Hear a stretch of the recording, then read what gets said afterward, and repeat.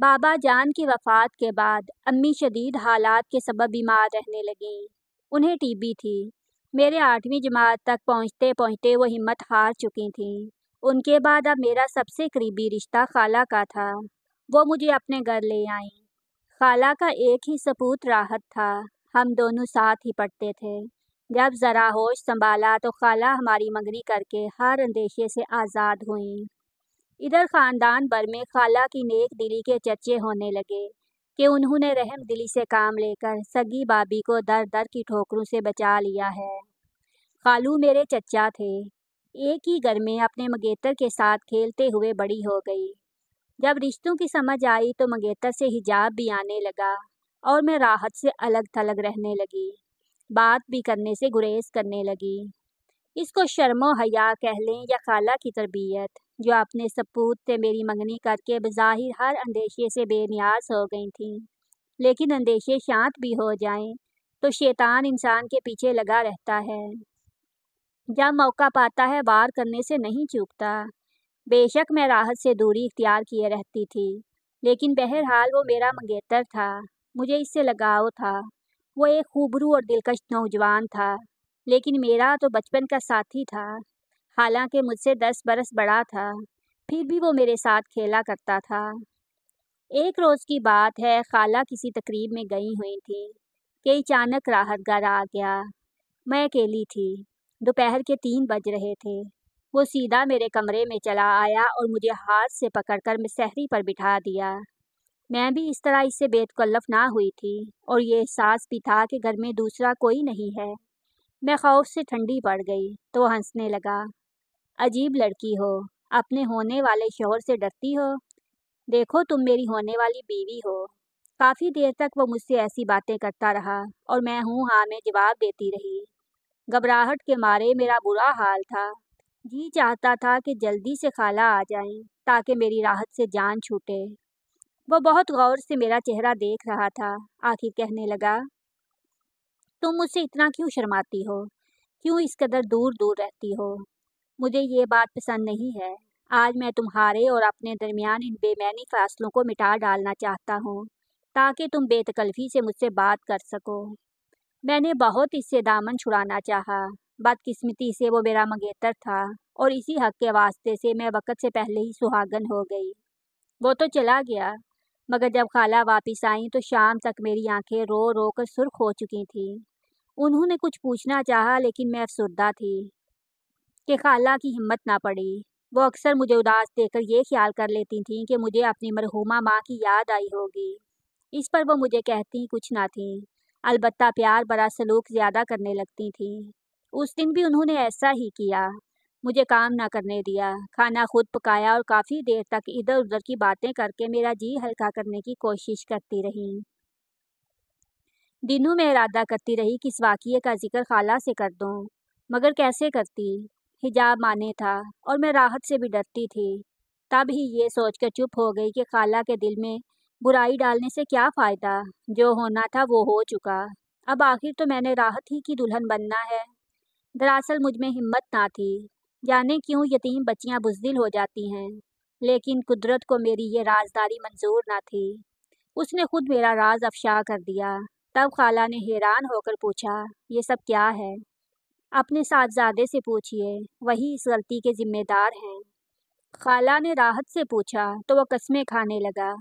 اماں میں قصوروار نہیں، انم جھوٹ بولتی ہے۔ نہ جانے کون ہمارے گھر کی عزت کو خاک میں ملا گیا ہے اور اب یہ جھوٹی تہمت مجھ پر ہے۔ میں کسی غیر کا کیا اپنے سر کھلوانے کو ہرگز تیار نہیں ہوں، اور اگر تم نے مجھے مجبور کیا تو میں ہمیشہ کے لیے چلا جاؤں گا۔ خالہ سن کر دنگ رہ گئیں، گرچہ ان کا دل نہیں مان رہا تھا۔ میں سچی تھی، ان کا بیٹا جھوٹا تھا، مگر انہوں نے ایک ہی بات کی، اگر تم سچی تھی انم تو جب میرے بیٹے نے تمہاری جانب ہاتھ بڑھایا تو تم نے مجھے تب ہی کیوں نہ آگاہ کیا؟ اب جب کہ راز چھپ نہیں سکتا، تم اس کا بانڈا پھوڑ رہی ہو۔ میں جان گئی کہ خالہ پر اولاد کی محبت غالب آ گئی ہے۔ یوں انہوں نے اپنے آپ کو سچا اور مجھے جھوٹا قرار دے دیا۔ ان کو اپنے شوہر سے بھی خوف آ رہا تھا کہ ان کو معلوم ہو گیا تو پہلی بات یہی منہ سے نکالیں گے کہ راحت کو گد بدر کرو۔ منگنی تو ہو ہی گئی تھی، پھر بھی صبر کا دامن ہاتھ سے کیوں چھوٹ گیا؟ या फिर बेटे को मोर्दे इल्ज़ाम ठहराया तो उसे आड़े हाथों लेंगे कि घर में ये क्या तमाशा हो रहा है। खालू गुस्से के बहुत तेज थे, सब उनसे डरते थे। खाला ने मुझे ही कसूरवार ठहराया, यहाँ तक कह दिया कि वो लड़का है तो तुम तो लड़की हो। मैंने ऐसी क्या गलत तरबियत दी थी कि जो तुम्हारे साथ हो गुजरे। मुझे कानो कान खबरनाक हुई। अब तो वही मिसाल तुम पर सादक आएगी कि जिस थाली में खाओ उसी में छेद। उसके बाद माँ बेटे ने जो सलूक मेरे साथ किया, मेरा कलेजा मुंह को आने लगा। दोनों ने तोते की तरह मेरी तरफ से आंखें फेर लीं। मैं ही बदकिरदार ठहराई गई। मैं खाला की बेरुखी से रो रो कर दीवानी हुई जाती थी। मुझे राहत की बेवफाई से ज़्यादा खाला की मोहब्बत छिन जाने का दुख था। अब रह ही क्या गया था मेरी दुनिया में।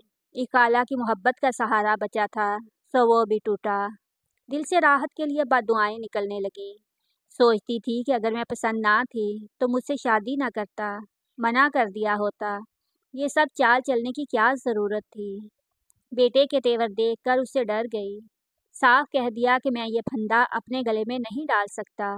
शादी बाद में जाएगी, अभी तो मुझे बहुत कुछ करना है। इस तरह की बेतुकी बातें करके मुझे बल्कि खाला को भी मायूस कर दिया। मजबूर होकर उन्होंने एक लेडी डॉक्टर का सहारा लिया जो उनकी रिश्तेदारी थी। उसको इज्जत नामूस का वास्ता दिया और बड़ी मुश्किल से रजामंद किया। यूं उन्होंने नामूसी तो बचाई, लेकिन एक गुनाह कबीरा अपने सर ले लिया। इस बात से खालू को भी आगाह ना किया। मेरी बेगुनाही जानती थी, फिर भी मुझसे पूछा, अगर कोई पसंद है तो मैं तुम्हारी उससे शादी कर देती हूँ, ताकि दोबारा ऐसा वाकया ना हो। मैं क्या जवाब देती। मेरी तो जुबान पत्थर की हो गई थी। जो मुल्ज़म था उनकी ममता ने उसको बरी कर दिया और मैं फरियाद भी ना कर सकी। अब मुझे घर में रखना उनके लिए ख़तरा था, लिहाजा कोशिश करके मेरा रिश्ता तलाश किया और मेरी शादी कर दी। खालू ऐसा ना चाहते थे, मगर बेटे के इनकार से मजबूर हो गए थे। सोचा था शौहर सुहाग रात से निकाल देंगे, मगर ऐसा कुछ ना हुआ। वो मुझे पाकर खुश हो गए, प्यार और मोहब्बत से पेश आए और बहुत बाद में अच्छा रखा। हर तरह का सुख और आराम दिया। उनकी मोहब्बत और तहफ़्फ़ुज़ पाकर मैं पिछले दाग को भूल गई। 2 बेटे और 1 बेटी हुई। अब मैं ख़ावंद के साथ खुशो-खुर्रम ज़िंदगी गुजार रही थी। बचपन से यतीमी की ज़िंदगी मिली थी। सोचा करती थी कि बुरे दिनों के बाद अच्छे दिन भी ज़रूर आएंगे।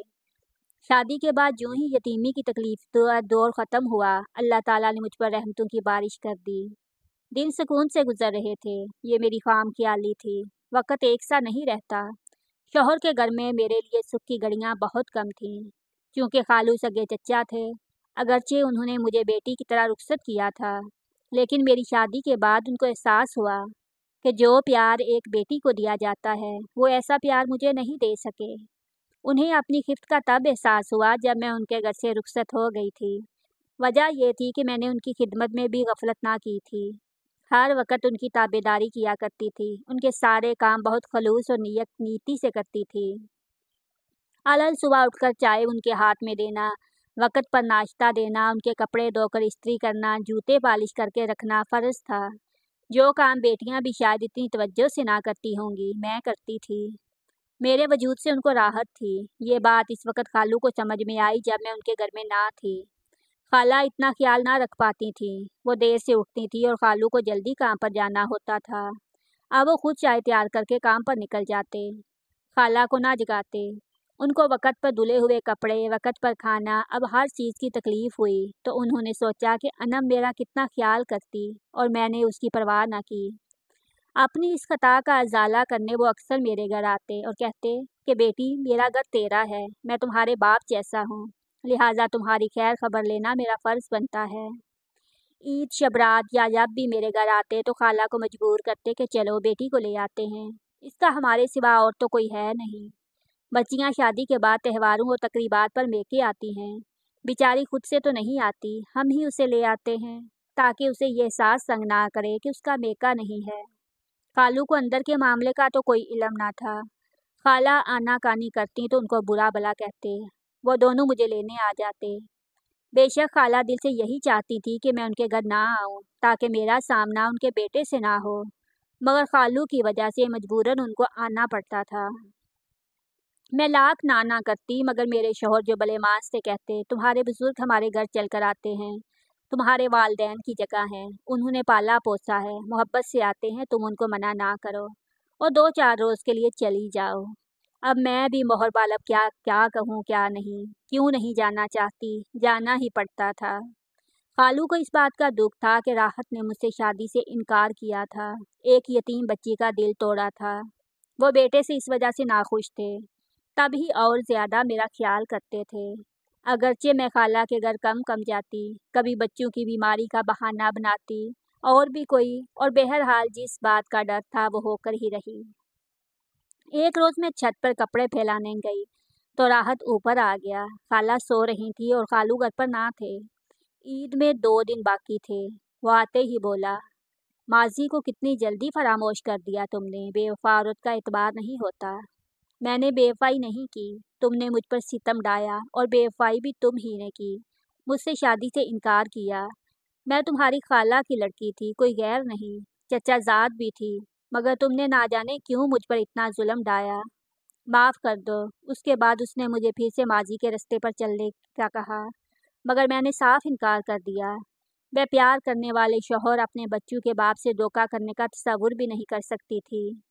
जब मैंने उसे सख्ती से झटका तो वो बोला, याद रखना तुम्हारे शौहर को एक दिन सारी बात बताकर तुम्हें उसके घर के काबिल ना छोड़ूंगा, जिसकी मलका बनकर तुम इस कदर इतराती हो। मैं अंदर से तो सहम गई, मगर ऊपर से जाहिर किया कि मैं उसकी धमकी से डरने वाली नहीं हूँ। उसे जितला दिया कि जो कहना है कह दो, वो मुझ पर एतबार करते हैं, तुम ही बुरे बनोगे। मैं समझती थी कि वो यूं ही धमकी दे रहा है। तहैया कर लिया कि अब दोबारा इस घर में कदम नहीं रखूंगी, चाहे खालू नाराज हो जाएं। मुझे हर हाल में अपने शोहर की इज्जत और अपना खुशियों भरा घर बचाना था। राहत के दिल में खुदा जाने क्या इरादा छुपा हुआ था। मेरे दिल ने दुआ की, ए खुदा, वो वक़्त आने से पहले कि मेरे शोहर का एतमाद चकनाचूर हो, या तो मुझे उठा लेना या फिर राहत को मौत दे देना, ताकि वो घड़ी आने का खौफ बाकी ना रहे। चाहे ये कौसर को मेरे ऊपर गुजरे बुरे वाक़या का बताए या ना बताए। साफ ज़ाहिर था कि वो झूठा मामला गढ़कर बताता। मेरे दिल से निकली दुआ कबूल हो गई, मगर किस तरह के मैं ही उजड़ गई। अभी मैं खाला के घर में थी। ईद को 3 दिन गुजर चुके थे। कौसर ईद के दिन बच्चों से मिलकर गए थे और अब मुझे लेने के लिए आ रहे थे। मैं घर जाने की तैयारी में लगी थी कि अचानक दरवाजे पर दस्तक हुई। मेरे रिश्ते के देवर आए थे, जिनका घर हमारे घर के पास था। उन्होंने इतला दी कि कौसर भाई का अचानक हार्ट फेल हो गया है। जब तौड़ा पड़ा वो घर में अकेले थे। उनको तिब्बी इमदाद के लिए डॉक्टर तक ले जाने वाला कोई ना था। सुबह 4 बजे हार्ट अटैक हुआ और 10 बजे मुनीर भाई ने उन्हें फ़ोन किया, क्योंकि उनकी गाड़ी वर्कशॉप में थी और कौसर ने उन भाई से गाड़ी मांगी थी ताकि मुझे और बच्चों को मेके से घर ले आएं। मुनीर ने सोचा कि ड्यूटी से उनको देर ना हो जाए, लिहाजा फ़ोन किया तो जवाब ना आया। तब अपनी छत पर गए कि कौसर भाई को आवाज़ देकर बुला लूं। खबर नहीं फ़ोन क्यों नहीं उठा रहे। छत पर से झांका तो खुद दम खुद रह गए। वो सहन में पड़े थे। उनके बड़े भाई को फ़ौरन फ़ोन किया। वो आ गए। उनके पास घर की दूसरी चाबी थी। उन्होंने दरवाज़ा खोला, अंदर गए। वो इस यहाँ से जा चुके थे। पड़ोस में डॉक्टर साहब रहते हैं, उन्होंने मौत की तस्दीक की और अब आपको इतला करने आया हूँ। आप लोग मेरे साथ चलें। ये अहवाल उन्होंने खालू को बताया था। वो बेचारे भी सठिया गए। उनकी हिम्मत ना हो पा रही थी कि किस तरह मुझको इतनी बुरी खबर सुनाएं। खाला को बताया, वो मेरे पास आईं। बोली, बेटी, तुम्हारे शौहर की तबीयत खराब है, तुम्हारा देवर लेने आया है। जल्दी जल्दी बच्चों को गाड़ी में बिठाया और खाला खालू के हमरा घर पहुंची। रास्ता भर उनकी उम्र दराजी की दुआएं पड़ती आई, मगर एक भी दुआ कबूल ना हुई। राहत की धमकी का डर तो गया, लेकिन साथ ही मेरी खुशियां भी मुंह मोड़ गईं। ये धमकी उसने झूठ में दी थी या सच में, ये वही जानता है, मगर मेरा तो कलेजा ही निकाल लिया। मैंने दिल से दुआ की थी कि कोई भी मेरे मासी का दाग मेरे शौहर को ना बताए। ये भी दुआ की थी कि खुदा मुझे उठा ले या राहत को मौत दे दे। दुआ कैसे बदल गई। ना तो मुझे मौत ने उठाया और ना राहत को आई, लेकिन मेरे रहमदिल और मोहब्बत करने वाले जीवन साथी को साथ ले गई। इद्दत तक मैं कौसर के घर रही। उसके बाद खाला और खालू सर हो गए कि छोटे बच्चों का साथ है, तुम जवान हो, इस उम्र में कैसे अकेली रह सकती हो। ससुराल वालों ने भी यही मशवरा दिया कि तुम्हारे खालू खाला सही कहते हैं, जब तक बच्चे बाशऊर नहीं हो जाते तुम अपने खालू को घर जाकर रहो। ससुराल में कोई भी मेरे बच्चों की जिम्मेदारी कबूल करने पर तैयार ना था। कोई चारा ना देकर मुझे खालू के घर आना पड़ा, मगर किस दिल से ये मैं जानती हूँ, या मेरा खुदा। जब अल्लाह ताला किसी का दिल पलटता है तो देर नहीं लगती। जिसको मैं अपने लिए एक जहरीला सांप, अपना सबसे बड़ा दुश्मन जानती थी, वही मेरे और मेरे बच्चों के यतीम हो जाने पर बेहद दुखी हुआ। उसके बाद अपना सामान उठाकर छत पर बने कमरे में मुंतकिल हो गया।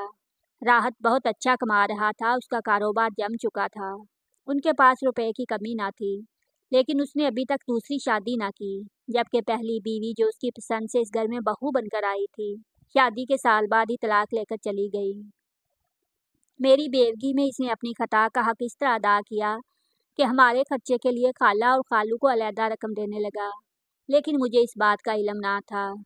मैं समझती थी कि खालू हमारा खर्चा उठाते हैं, जबकि वो तो अब बराए नाम दुकान पर जाते थे। तमाम कारोबार राहत को सौंपा हुआ था। इस बात का इल्म मुझे बाद में हुआ। मुझे बेवा हुए 4 साल बीत गए, मगर मैं इस दुख को ना भुला सकी थी। हमा वक्त अफसुर्दा रहती थी। खालू अब बीमार रहने लगे थे। चेक कराया तो पता चला कि कैंसर जैसा मुज़री मर्ज लाहिक हो चुका है। ये बड़ी दुख देने वाली खबर थी। एक रोज़ खालू मेरे पास आए और कहा, बेटी मेरी एक बात मानोगी? क्यों नहीं खालू जी, आपकी हर बात मानूंगी। आप ऐसा क्यों कह रहे हैं? इसलिए बेटी कि मुझे जानलेवा मर्ज लाहक हो गया है, और तुम्हारी खाला की सेहत भी अब पहले जैसी नहीं रही। मौत तो हर एक के साथ है। हमारे बाद तुम्हारे और तुम्हारे बच्चों का क्या होगा, यही सोचकर हम दोनों परेशान रहते हैं। बेटी मेरी बात मानो, तुम राहत से निकाह कर लो। अगर तुम राजी हो जाओ तो तुम और तुम्हारे बच्चे महफूज हो जाएंगे, दर दर भटकने से बच जाएंगे। अपने बच्चों के बेहतर मुस्तकबिल की खातिर राजी हो जाओ। हम तुमको बहू बनाएंगे। मैं तब ही सुकून से मर सकूंगा। मेरे गुमान में भी ना था कि खालू अचानक ऐसी बात कह देंगे। मैंने कहा, आप मेरे लिए वालिद का दर्जा रखते हैं, लेकिन अब यह मुमकिन नहीं है। कभी राहत के साथ जिसने बचपन की मंगनी को तोड़ा और खुद शादी से इनकार किया, भला अब जबकि मैं बेवा और 3 बच्चों की माँ हूँ, कैसे निकाह कर सकता है? उसने इसरार किया है। अब वो दिल से पछताता है अपनी गलती पर कि तुमको क्यों ठुकराया। अल्लाह ने उसे उसकी सज़ा दे दी। जिस लड़की से मोहब्बत की शादी की और चाहत से बीवी बनाया, उसने वफा ना की। उसकी बेवफाई को झेलने के दर्द ने उसे ये सोचने पर मजबूर कर दिया कि बेवफाई सहने की तकलीफ कितनी होती है। खालू की ज़बान से ये सब सुनकर मैं दंग रह गई, लेकिन मेरा दिल नहीं मानता था। जबकि राहत मेरे बच्चों का बहुत ख्याल रखता था, उनको घुमाने फिराने ले जाता, उनके लिए हर शय लेकर आता, लेकिन हम दोनों आपस में कलाम ना करते थे। बिल आखिर उसने जब मेरे पैरों पर हाथ रखकर माफ़ी मांगी, तो मैंने भी सोचा कि खालू सच कहते हैं। उनके बाद मेरा क्या होगा? मेरे बच्चों का कौन सहारा बनेगा? राहत सहारा बना भी तो दुनिया हमें को एक साथ रहने ना देगी। बच्चों की भलाई तो इसी में थी कि मैं राहत को माफ़ कर देती, और जिस घर ने मुझको यतीमी में पनाह दी थी, उनसे उनको महरूम ना होने देती। बहुत गौर के बाद मैंने खालू खाला की बात मान ली, और यूं एक बार फिर इस घर का हिस्सा बन गई, जिस घर में बचपन गुजारा था। 3 माह बाद ही खालू की वफात हो गई। अब खाला में और मेरे बच्चे राहत की जिम्मेदारी बन गए थे। उसने हमें ऐसा तरीके से रखा कि मैं पिछले सारे गम भुलाने पर मजबूर हो गई।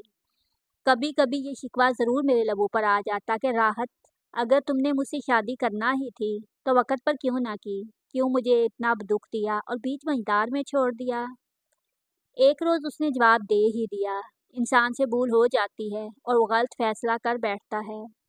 दरअसल मैंने अपने दोस्त को सारी बात बताकर मशवरा लिया था। उसने कहा कि अब तुम हरगिज़ ये शादी मत करना, वरना लोग तुम्हारी बीवी और औलाद पर उम्र भर उंगलियां उठाएंगे, क्योंकि तुम्हारी मंगेतर ने वाक़ये के 5 माह गुजरने के बाद अनहोनी से पर्दा उठाया।